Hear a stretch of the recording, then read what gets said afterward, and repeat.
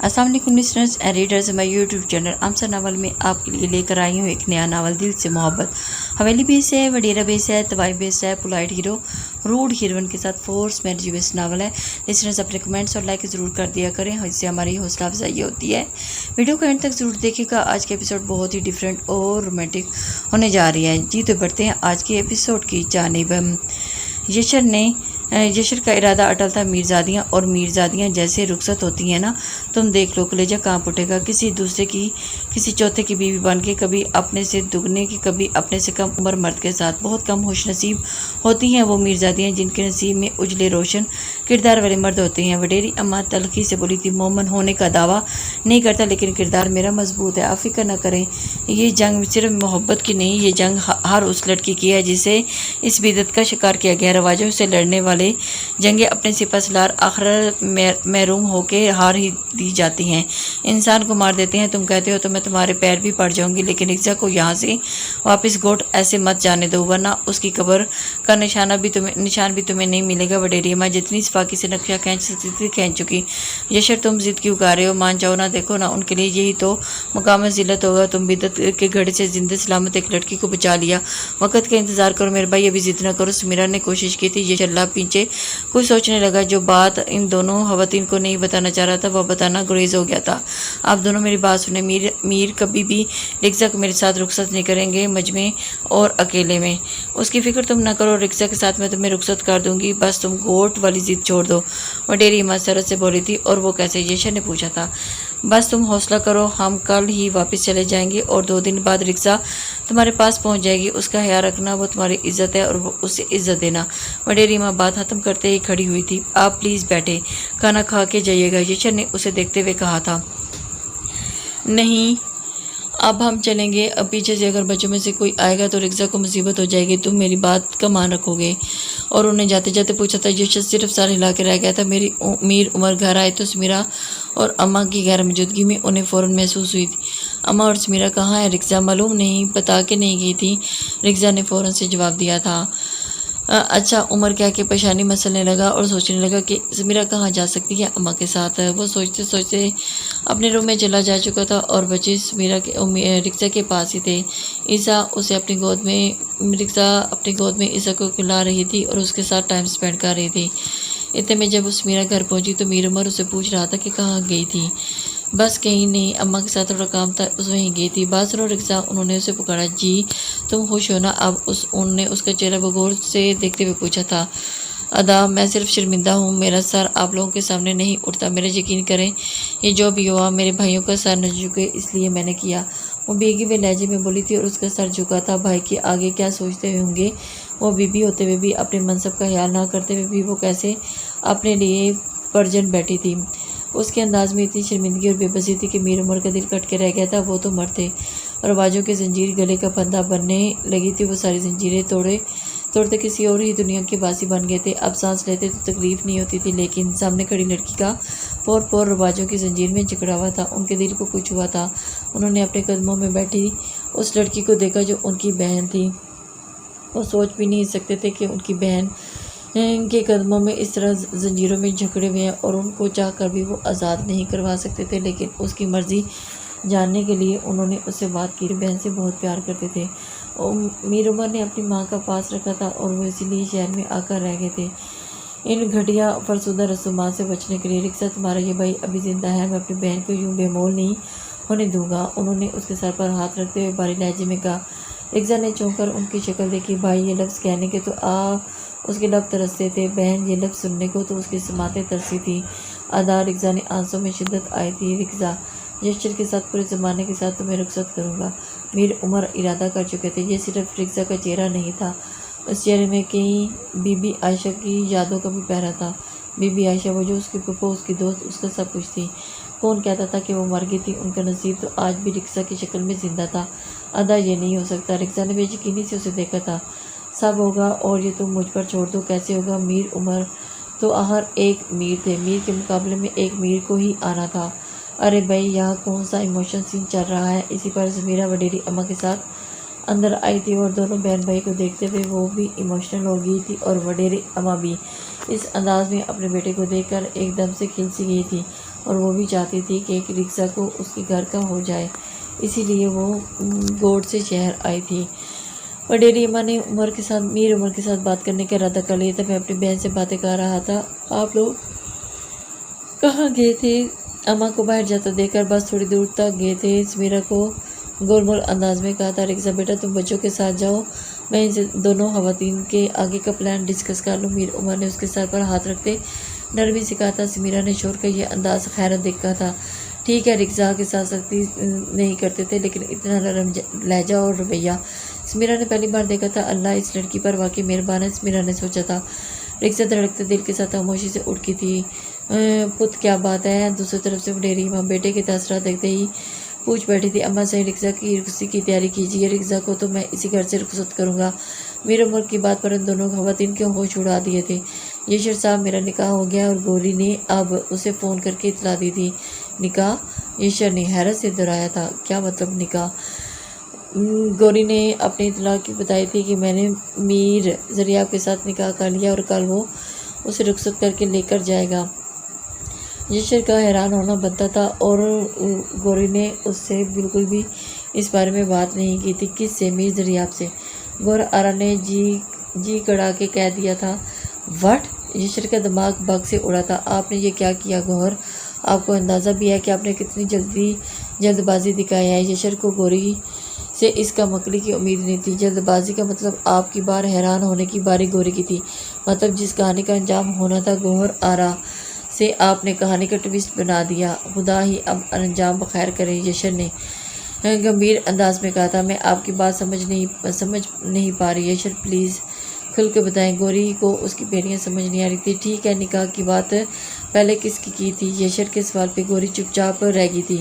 یشر کو اس کی خاموشی بری طرح کھلی تھی۔ اس کا مطلب ہے پہل آپ نے کی تھی؟ گوہر آرا رائٹ، یشر نے پریقین انداز میں کہا تھا، اور گوری ایک دم بوکھلا کے لہ گئی تھی اور اسے اندازہ نہیں تھا کہ اس نے کس قدر جلدی اور احمقانہ انداز اپنا لیا تھا اور وہ کس قدر گڑھے میں گر گئی تھی۔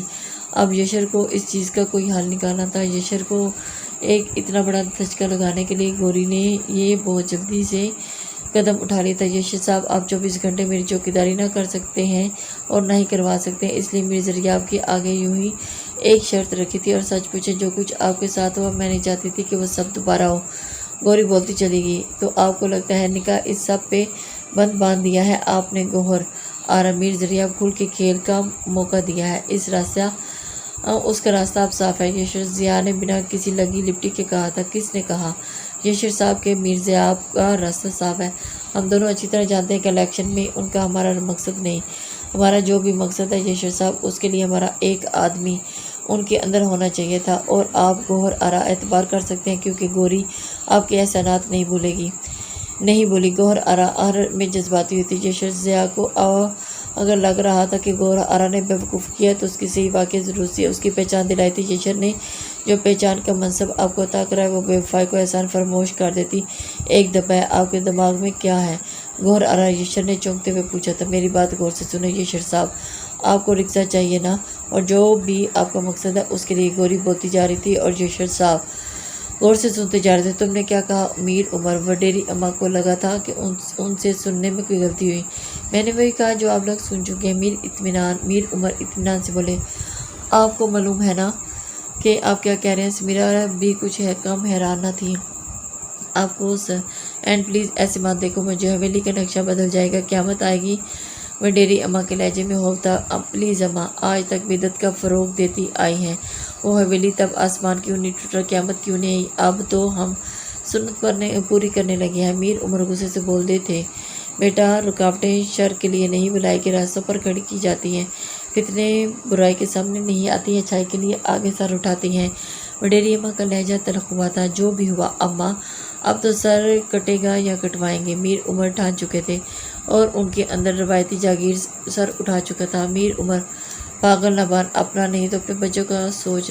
ارے تو ہوگا طاقتور، لیکن باپ بھائیوں سے زیادہ نہیں۔ رکشہ کو رخصت کیسے کرنا ہے سوچ لیا میں نے، وڈیری اماں نے اسے سمجھاتے ہوئے کہا تھا۔ اچھا بتائیں مجھے کیسے؟ میر عمر نے جاننا چاہا تھا۔ وڈیری اماں، یہ تو مجھ پہ چھوڑ دے۔ انہوں نے نظر چڑھائی۔ سمجھ گیا کس ملازمہ کی قربانی دینے چلی ہیں آپ اپنی بیٹی کے بچانے کے لیے؟ میر عمر نے تلخی سے پوچھے گئے سوال پہ وڈیری اماں کا دماغ بگ سے اڑا تھا۔ میر عمر کیسے جانتا تھا اس بارے میں؟ بولے، اماں کس کی قربانی دینے چلی تھی؟ کسی آگ لگوانی تھی؟ میر عمر کڑے تیوروں سے پوچھ رہے تھے وسائی کی۔ انہوں نے رکزا کی خاص ملازمہ کا نام لیا۔ اماں سمیرہ ساکت منہ پہ ہاتھ رکھے انہیں دیکھے گئی تھی۔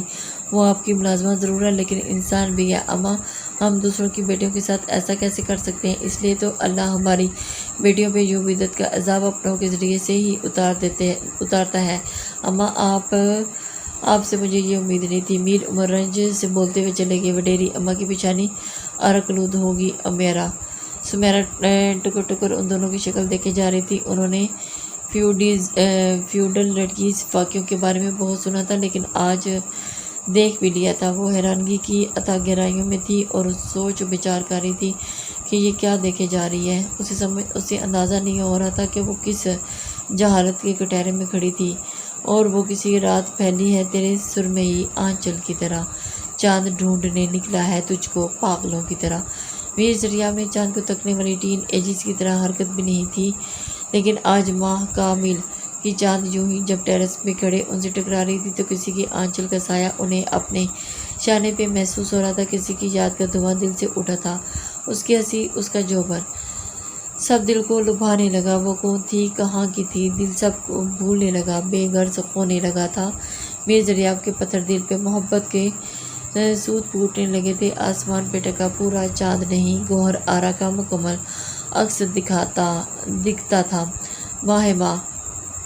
ماہ من اس کا نمبر ملانے سے پہلے میر ذریعہ نے اس کا نمبر اس نام سے محفوظ کیا تھا۔ حالانکہ وہ رومان اور پرور طبیعت کے آدمی بالکل بھی نہیں تھے اور سونل جیسی عورت کے ساتھ زندگی گزارنے کے بعد تو قطعاً بھی نہیں، لیکن اب دل بے ایمان سا ہوا چاہتا تھا اور دل بے ایمان ہونے کے لیے بے قرار تھا۔ میر ذریعہ نے اپنی لگامیں سونل گوہر آرا کے ہاتھ میں سونپ دی تھی۔ اس کے نکاح کے بعد محبت کے لیے بے قرار سا ہوا چاہتا تھا، پھر چاہے وہ بے قرار آہنوں کے سنگ ہو یا اقرار کی سرگوشیوں میں لپیٹی ہو۔ ہیلو، دوسری طرف سے منٹ کے پہلے سیکنڈ کی کال رسیو ہوئی تھی۔ شاید وہ بھی منتظر تھی۔ آپ کو امید تھی؟ وہ جیسے تصدیق چاہ رہے تھے۔ وہ انتظار کر رہی تھی ان کی کال کا۔ مجھے یقین تھا گوری کا انداز ناز بھرا تھا۔ اور وہ کیوں بھلا؟ انہوں نے جیسے محظوظ ہوتے پوچھا تھا۔ کیونکہ وہ آج جو ہوا اس کے بعد تو مجھے آپ پہ یقین رکھنا چاہیے تھا۔ وہ بلا کی حاضر جواب بھی تھی۔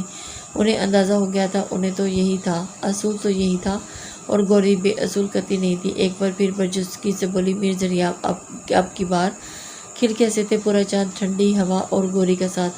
زندگی اس پل بے حد حسین لگ رہی تھی اور وہ اس کے ساتھ کھل کے جینا چاہتا تھا۔ میر ذریعہ اپنی زندگی کو کھلے دامن، کھلے باہوں کے ساتھ اسے ویلکم کر رہا تھا اور گوہر آرا کے ساتھ ایک نئی زندگی کی شروعات کرنا چاہ رہا تھا اور گوہر کی محبت میں وہ اپنے آپ کو قید کیے بیٹھا تھا اور اس کی محبت کے وہ میوے کو لذیذ میوہ سمجھ کے کھا رہا تھا۔ صبح کا سورج ہنسی ہنگامہ ہنسی کے ساتھ طلوع ہوا تھا۔ میر عمر ہنسی جلدی میں آفس گئے تھے۔ سمیرہ بھی بچوں کو گورننس کے حوالے کرتے کہیں باہر چلی گئی تھی۔ پیچھے سے وڈیری اماں ہیں کرتی رہ گئی تھی۔ سمیرہ سمیہ کو لینے ایئرپورٹ گئی تھی۔ ایئرپورٹ سے گھر واپسی تک راستے میں سمیرہ اب تک ساری اپڈیٹس بتاتی چکی تھی جو سمیہ نے ہنسی دلچسپی اور حیرانگی سے سنی تھی۔ انبلیویبل، کیسے لوگ ہیں اس دنیا میں، مجھے یشر بھائی سے ملنا ہے فوراً، پتہ نہیں وہ اپنا خیال رکھ بھی رہی ہیں کہ نہیں۔ سمیہ نے اس پورے قصے میں بھائی کی فکر تھی۔ ڈاکٹر صاحبہ وہ اپنا خیال رکھ رہا ہے کیونکہ جو روگ اس نے اپنی جان کے ساتھ پال رکھے ہیں اس لیے ضروری ہے کہ وہ اسٹرانگ ہو۔ سمیرہ نے اسے تسلی دی تھی۔ بس جلدی سے وہ جھنجھٹ ختم ہو تو جان چھوٹے ہماری۔ سمیہ بیزاری سے بولی تھی۔ مشکل ہے بہن، سمیرہ کو معلوم تھا اصل امتحان تو بعد میں شروع ہونا تھا۔ یشر آفس جا نہیں پا رہا تھا، اس کا مطلب یہ نہیں تھا کہ وہ بزنس سے بالکل لاپرواہ ہو گیا تھا۔ وہ گھر پر ہی رہ کر ضروری فائل دیکھنا، ضروری میٹنگز اٹینڈ کر لیتا تھا۔ اس وقت بھی وہ کسی فائل میں الجھا ہوا تھا کہ سمیرہ اور سمیہ کی آمد ہوئی تھی اور وہ ان کو دیکھ کر بہت بھائی سمیہ جذباتی انداز میں پکارتی ہوئی اس کے گلے لگی تھی۔ آپ آرام کرنے کے بجائے کام کر رہی ہیں، دس از ناٹ فیئر، اور لگتا ہے کچھ کھا بھی نہیں رہے۔ ان کا چہرہ تشویش سے دیکھتے ہوئے بولی تھی سمیرہ اور یشر اس کے انداز پہ ہنسنے لگی تھی۔ گڑیا لگ میں تمہارا بڑا بھائی ہوں اور پھر تم میری بڑی آپا کیوں بن رہی ہو؟ یشر نے شرارتی انداز میں کہا، سو فنی بھیا، آپ کو معلوم ہے تھی تو میں امریکہ میں، لیکن دل تو یہی اٹکا ہوا تھا۔ آپ کے ایکسیڈنٹ کی خبر سنی تو میری جان نکال دی تھی۔ سمیہ نے اپنا دل کھول کے رکھ دیا تھا۔ وہ تھی بھی ایسی جذباتی سے کچھ چھوٹی ہونے کی وجہ سے دونوں کی لاڈلی تھی، اور یشر تو دونوں کے والد کی طرح نہ صرف بلکہ پروٹوکول بھی دیتی تھی۔ یار ہمیں کیسے معلوم ہو سکتا تھا؟ یہ اسپیشلی تو صرف ڈاکٹر کے پاس ہوتی۔ یشر کا انداز اب بھی ہلکا پھلکا تھا۔ جان نکال دی تھی؟ پھر اس وقت یہاں تمہارا بھوت کھڑا ہے؟ سمیہ میرا پاگلوں کی طرح ہاتھ پہ رکھتے ہوئے حیرت سے بولی تھی۔ آئے آپ بھی سدھر جائیں، اور بھائی یہ فائلز بند کریں، یہاں بیٹھے۔ سمیہ کا انداز اندر کا ڈاکٹر جا گیا تھا۔ یشر ضیاء نے نہایت فرما برداری سے بہن کو دیکھا تھا۔ یہ کیا نانی، آپ نے اپنی پیکنگ اب تک نہیں کی؟ گوری اندر آتے ہوئے حیرت سے بولی تھی۔ اے گوری، میری بوڑھی ہڈیوں میں اتنا دم نہیں کہ روز ہجرت کرو، اور ناک چڑھاتے ہوئے ہاتھ سے اگتائے ہوئے انداز میں بولی تھی۔ مطلب؟ گوری نے حیرانگی سے انہیں دیکھا۔ ایک تو مطلب بہت پوچھنے لگی ہو گوری، شادی کے بعد کیا عقل بیچ کھائی ہے؟ گلناز جان نچا کے بولی تھی۔ گوری کی پیشانی پہ بل پڑے تھے۔ کیا بات ہے نانی، کیوں بھاؤ کھائے ہوئے ہو؟ کچھ نہیں، جا کے اپنی دنیا بسانے کی تیاری کر، ہمیں ہمارے حال پہ چھوڑ دے۔ نانی آپ میرے ساتھ جائیں گی؟ تم بھی نیلی چلو۔ نہیں، مجھے تو ہجرت نہیں ہوتی روز۔ وہ تو جا اپنے شوق پورا کر۔ کل کو اگر مرزا ریاب کا دل بھر گیا تو کیا کوئی اور پھر سے استقبال کرنے والا؟ گلناز جان کی طرف تگڑا جواب آیا تھا۔ اچھا تو نکاح کروانے کے لیے مرا کون جا رہا تھا؟ کون پیش تھا اس وقت؟ میں نے پہلے کہا تھا نانی، میں تم لوگوں جیسی نہیں، اس لیے نصیب بھی تم لوگوں جیسا نہیں ہوگا۔ گوری کو غصہ آ گیا تھا۔ گوری چاہ کر بھی اپنا مطلب نہیں سمجھا پا رہی تھی، اور نیلی تو اس کی باتیں سن کے دنگ رہ گئی تھی۔ اور نیلی کو تو ہماری جیسی ہے تو اے گوری، ہم تو ویفوں کی رزق ان شریفوں اور اونچی چمڑے والوں کی وجہ سے ملتا ہے، تو اولاد بھی ان ہی کے طفیل سے ملتی ہے۔ اگر ایسا ہوتا تو ہیرا منڈی سے ایک بھی طوائف نہ ہوتی۔ گلناز جان اس کے سامنے وہ سیاہ باپ رکھا تھا جو آج تک اس نے گوہر آرا سے چھپا تھا۔ نانی میرا باپ باقی سب کی طرح نہیں تھا، نہ ہی میرا شوہر ایسا ہوگا، اس بار ایسا نہیں ہوگا۔ گوری تڑپ کے بولی تھی۔ اس بار بھی ویسا ہی ہو رہا ہے گوری، آج جہاں تو کھڑی ہے تو اس سے پہلے تیری ماں کھڑی تھی، اور اس سے پہلے نہ جانے کتنی۔ گلناز جان کے لبوں پر تمسخرانہ مسکراہٹ ٹوٹی۔ یہ سب تو تب بولنا نانی جب اس سے نکاح کرنے لگی تھی، اب کیوں فلسفہ بگاڑنے لگی ہو؟ اسی نے پر ہاتھ باندھے ہوئے رکھائی سے بولی تھی۔ قصور نکال ان کا نہیں ہے، ادھر سارے کوٹھے والوں کو پتہ چل گیا کہ تم نکاح کر چکی ہو، اور انہیں کی جلی کٹی سنائی جس کا اثر ہوا ہے وہ کل ان کے۔ گلناز جان تمہارے کوٹھے کی ریت بدل سکتی ہے، نیلی اور اس کا تھامتے ہوئے بتایا تھا۔ او نانی، مجھ پر تو بھروسہ ہونا چاہیے تھا، مرزا ریاب پر نہیں کرتی تو نہ کر۔ گوری ان کے پاس بیٹھتے ہوئے بولی، تجھ پر تو میری بچی ہے، لیکن زمانہ سر اٹھا کر جینے نہیں دے گا۔ نہیں جینے دے گا تو پھر زمانہ آپ چلے نہ میری بچی ضد نہ کر، وہاں ہمارا کوئی کام نہیں، پھر ان کا خون ہے، اللہ کرے ان خون سے وفا کر جائیں۔ گلناز جان نے حسد بھرے لہجے میں کہا تھا۔ ایسا ہی ہوگا، وہ وفا نہیں کرے تو یہی خون ان کا خون کر دے گا۔ گوری کے لہجے میں کچھ تو ایسا تھا گلناز جان دہل کے رہ گئی تھی۔ یہ لو میر عمر اس کی جانب سے کچھ ڈیزائن سیمپلز بڑھائے۔ یہ کیا ہے؟ یشر حیران ہوا تھا۔ وہ ڈیزائن ویڈنگ کارڈز کے تھے۔ اور آر یو سیریس؟ یشر کو حیرت ہوئی تھی۔ ڈیم ان سیریس، تم برات لانے کی تیاری کرو، جانتے ہو نا تمہارا فیصلہ تمہارے حق میں بھی برا ثابت ہو سکتا ہے۔ یشر نے اسے یقین دلایا۔ تمہاری شادی کے بعد میں اور سمیرہ لندن شفٹ ہو رہے ہیں، اور میر عمر پہلے ہی ساری حکمتیں عملی بنا چکے تھے۔ وہ صرف ایک بھائی نہیں تھے، ایک شوہر اور ذمہ دار باپ بھی تھے، سو انہیں بہت طریقے سے چلنا تھا، اور اسی وجہ سے انہوں نے ساری تیاری مکمل کر لی تھی۔ بس اپنی بہن کو رخصت کروا کر فوراً ہی لندن شفٹ ہونے کا ارادہ کر چکے تھے، اور وہ یہاں اس کے بعد ایک پل بھی رکنا نہیں چاہ رہے تھے۔ یشر پیشانی پر سلوٹ ڈالے کچھ سوچنے لگا تھا۔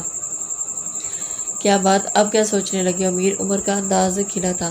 آئی ڈونٹ تھنک سو کہ یہ کام کرے گا۔ جتنا تمہاری فیملی کو جانتا ہوں، خاص کر منٹھار کو، وہ چپ چاپ نہیں بیٹھنے والا۔ وہ تمہارا مسئلہ نہیں ہے، تمہیں رگزا کو ساری دنیا کے سامنے رخصت کروا کے لے جانا تھا، تو اب لے جا۔ میر عمر اس کے ہچات جھٹلا دیے۔ اوہ، 21ویں صدی میں بھی کیا جاہلیت تھی! اب بھی وہ اپنی بہن کے لیے کچھ نہ کر سکے تو لعنت ہے اس میڈیا اور ترقی پہ۔ سمیرہ کل تم اماں اور رکشا کو لے کر کسی اچھی ڈیزائنر کے پاس لے جانا، اور دن کا میں اس لیے تیاری جلدی جلدی مکمل کر لو۔ میری عمر رات کے کھانے کے بعد سمیرہ کو مخاطب کیا تھا۔ سیریسلی عمر، پتہ نہیں کیوں مجھے ڈر لگ رہا ہے۔ سمیرہ اپنے خدشات چھپا نہیں سکی تھی۔ ڈونٹ پینک، رکشا کی رخصتی ہو جائے تو ہم مزید یہاں نہیں رکیں گے۔ عمر نے اسے تسلی دی، لیکن یشر تو یہاں ہی رہے گا نا؟ میں نے اسے یہیں کا مشورہ دیا تھا، وہ بھی فوراً سیٹل ہو جائے۔ وہ نہیں مانے گا، سمیرہ جانتی تھی۔ دیکھا جائے گا، تم زیادہ فکر مت کرو، عمر کہہ کے اٹھ گئے تھے۔ عمر نے بس اپنی بہن کے لیے کچھ نہ کچھ کرنا تھا۔ کیسے نہ کروں، وہ ہمارا ایک ہی بھائی ہے۔ سمیرہ سوچ کے رہ گئی تھی۔ بی بی سائیں کا حکم ہے، آپ آ جائیں۔ میر ذریعہ کا خاص ملازم حاضر تھا۔ اور تمہارے سائیں کہاں ہیں؟ گوری نے اس کے پیچھے دیکھتے ہوئے پوچھا تھا۔ سائیں ایک پارٹی میٹنگ میں گئے ہیں، ان کا جانا ضروری تھا، اس لیے ہمیں بھیجا ہے، ملازم نے مؤدب ہو کے جواب دیا تھا۔ میٹنگ مجھ سے ضروری ہے؟ گوری کو خیال آیا تھا گوہر آ رہا تو اس سے نکاح کسی عشق کے چکر میں آ کے نہیں جو اسے امیدیں لگائے بیٹھی ہو۔ گوری ہم زادے نے اسے آئینہ دکھایا جو ہمیشہ دکھاتی تھی۔ ٹھیک ہے، اپنے سائیں سے کہو جب فرصت ملے تو آ جائیں۔ گوہر آرا اتنی بے مول نہیں کہ ملازم کے ساتھ اس کی برات میں ہوں، اور وہ سر اٹھائے نحومت سے کہہ رہی تھی۔ بی بی ملازم نے اسے بے بسی سے دیکھا۔ جاؤ، گوری نے ہاتھ کے اشارے سے اسے جانے کا کہہ دیا۔ کیوں بیوقوفی کر رہی ہو گوری؟ نکاح کے گواہ جب ملازم ہو سکتے ہیں تو برات کا حصہ کیوں نہیں؟ نیلی اس کے کاندھے پر ہاتھ رکھتے ہوئے بولی تھی۔ گوری بھی کوئی اتنی بے مول نہیں ہے جو کسی ملازم کے ساتھ جائے۔ اگر میر ذریعہ آپ کو اتنی ہی طلب ہے تو خود آئے گا اور خود مجھے رخصت کروا کر لے کر جائے گا، میں بھی کوئی گری پڑی نہیں ہوں۔ وہ ساتھ تھے تو گواہ نہیں۔ گوری کا چہرہ اہانت کے احساس سے سرخ ہوا تھا۔ الفاظ بدلنے سے معنی نہیں بدلتے۔ گواہ وہ نہیں ہوتا جو اپنا وجود مہر لگا کے ثابت کرے، گواہ وہ بھی ہوتا ہے جو خاموشی سے اپنا احساس دلائے، بنا پور منظر اپنے ذہن میں محفوظ کر لے۔ اور سچ پوچھو تو ان گواہوں کی مانگ ہی ہوتی ہے دنیا کی ہر عدالت میں۔ نیلی نے سنجیدگی سے کہا تھا۔ وہ اس عمر میں بڑی تھی تو سو تجربہ بھی زیادہ رکھتی تھی۔ اس فلسفے کا مقصد گوری نے بیزاری سے پوچھا تھا۔ تم چلی جاؤ، آج میر ذریعہ آپ کی ایک مان کے کل کو اپنی سو منوا لینا۔ آج تم پہل کر لو اور میر ذریعہ آپ کی پہلی بیوی سے الگ بن جاؤ۔ منفرد تو اپنی انفرادیت ثابت کرو، ورنہ بیوی کا ستایا ہوا ویسے ہی اتنے ہزارے میں رہے گا۔ نیلی نے اسے باور کرایا۔ تم کیا جانو یہ سب؟ گوری کو حیرت ہوئی۔ بے خبر نہیں ہوں، یشر ضیاء کی بہن ساری کہانی مجھے سنا دی تھی، نیلی نے بتایا۔ ٹھیک کہتی ہو، کھلاڑی کو صرف کھیل سے مطلب ہوتا ہے، کبھی چونکا دینے والی جیت حاصل کرنے کے لیے 11واں کھلاڑی بننا ہی ہوتا ہے۔ گوری کو بات سمجھ آ چکی تھی۔ گڈ، بیسٹ آف لک، نیلی نے کہا۔ ٹھیک ہے، میرا سامان لے جاؤ، اس نے ملازم سے کہا۔ سائیں نے کہا ہے کہ ادھر کی کوئی چیز آپ لے کر نہیں آئیں گی، جانتی ہوں یہ چیزیں ادھر کی بھی نہیں ہیں۔ گوری نے سر جھٹکتے ہوئے بولا، یہ سارا سامان یشر ضیاء کا بھیجا ہوا ہے، اور ایک ہیوی اماؤنٹ چیک کے ساتھ۔ آپ کو اپنی بہنوں کی طرح سمجھا، اور بہنوں کو خالی ہاتھ رخصت نہیں کرتے، یشر ضیاء نے گوری کو اس تفصیل پہ کہا تھا۔ گوری کے الفاظ شکریہ کا احساس دیتے ہوئے لرز اٹھے تھے۔ اتنا مان آج سے پہلے بھلا کس نے دیا تھا؟ ایک پل کو اسے لگا تھا کہ یشر ضیاء نے اس کی خدمت کی قیمت ادا کی ہے۔ یشر ضیاء بزنس ضرور کرتا ہے لیکن جذبات کا سودا نہیں۔ ڈرائیور گوہر آرا کو ایک اپارٹمنٹ کے دروازے تک چھوڑ کے رخصت ہو گیا تھا۔ دروازہ کسی ملازمہ نے کھولا تھا۔ ویسٹ اوپن، اور یہ اپارٹمنٹ نیولی فرنشڈ تھا، جس کلر کی اسکیم وائٹ تھی، اور لاؤنج میں سفید صوفے تھے جس پر لائٹ گولڈن کلر کے کوشنز تھے۔ کھڑکیوں پہ سنہرا کلر چمچماتا ہوا سفید باری پردے تھے۔ میم، آپ اپنا ڈریس سلیکٹ کر لیجیے اور تاکہ آپ کا میک اپ کر سکوں، ملازمہ کے ساتھ آتی لڑکی اس سے مخاطب ہوئی تھی۔ سنو، تمہارے صاحب شروع سے یہی رہتے ہیں ہوں؟ گوری مٹھیاں پیچ کے کچھ سوچنے لگی۔ یہ میر ذریعہ آپ کے کیا ارادے تھے؟ میم، لڑکی نے دوبارہ اسے مخاطب کیا تھا۔ چلو بھائی، گوری اتا کے کھڑی ہوئی تھی۔ میں اداسیاں نہ سجا سکوں کبھی جسم و جاں کے مزار پر، نہ دیے جلیں میری آنکھ میں، مجھے اتنی سخت سزا نہ دے، میرے ساتھ چلنے کے شوق میں بڑی دھوپ سر پہ اٹھائے گا، تیرا انا کے نقش ہے موم کا، کہیں غم کی آگ کھلا نہ دے۔ یشر ضیاء، تمہیں کیوں میری چاہ ہے، کیوں میری خواہش ہے، تمہیں میرے جذبات، میری جو موت جیسا شفاق احساس بھی تمہیں ڈرا نہیں سکا۔ رکشا دریچے کے ساتھ سر ٹکائے سوچتے ہوئے وڈیری اماں نے یشر کی دونوں بہنوں جس میں ایک اس کی بھابھی بھی تھی اور ایک ساتھ مل کر رکسا کو مائیوں بٹھا دیا تھا۔ دن اتنے کام تھے کہ پہلے پتہ ہوتا تو 21 دن پہلے مائیوں بٹھا دیتی۔ وڈیری اماں کہہ رہی تھی۔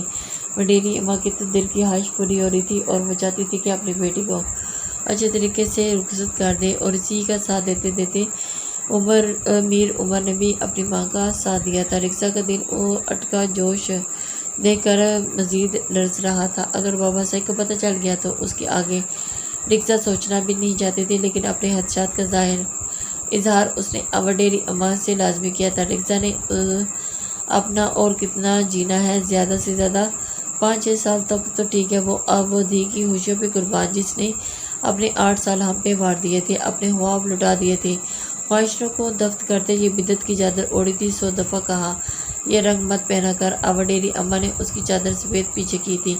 اماں رکسا نے حیرت سے اسے دیکھا۔ بابا صاحب کے حکم کے بغیر یہ سانس نہ لینے والی عورت آج کتنے آرام سے ان کے حکم عدولی کر رہی تھی، اسے متوقع انجام کی ہوتے ہوئے بھی وہ مطمئن تھی۔